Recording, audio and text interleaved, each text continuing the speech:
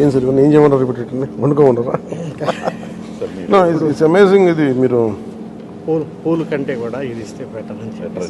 నిజంగా ఎవరికొకళ్ళకి ఇవ్వచ్చు, చాలా మందిగా అనాథాశ్రమాలకి ఇవ్వచ్చు. చాలా నా రిక్వెస్ట్ కూడా అందరికీ, చాలామంది విగ్రహాలు, శాల్వాస్ ఇవన్నీ తీసుకొస్తూ ఉన్నాను.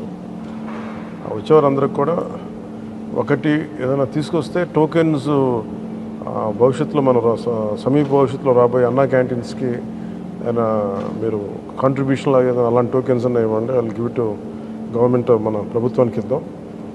అలాగే మీకు ఏదైనా పర్సనల్గా ఇద్దాం అనుకుంటే ఇలాంటి ఏదైనా ఇవ్వగలిగితే అది నేను అనాథాశ్రమాలకు పంపిస్తాను. అలా కాకుండా ఈ విగ్రహాలు, శాల్వాలు ఇవన్నీ నిరుపయోగంగా అయిపోతున్నాయి. ఆ విగ్రహాలకు కూడా ఏం చేయాలో తెలియట్లేదు. అందుకని దయచేసి నా విన్నపం, మా ఎంపీస్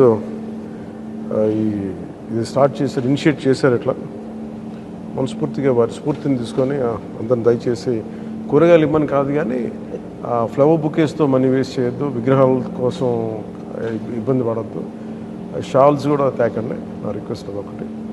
ఏదైనా చేయగలిగితే, నాకు చేయకపోయినా పర్లేదు కానీ అట్లీస్ట్ అది ప్రజలకిను కష్టాలు ఉన్న వాళ్ళకి ఉపయోగపడేలా చేయండి. I'm more than happy for that.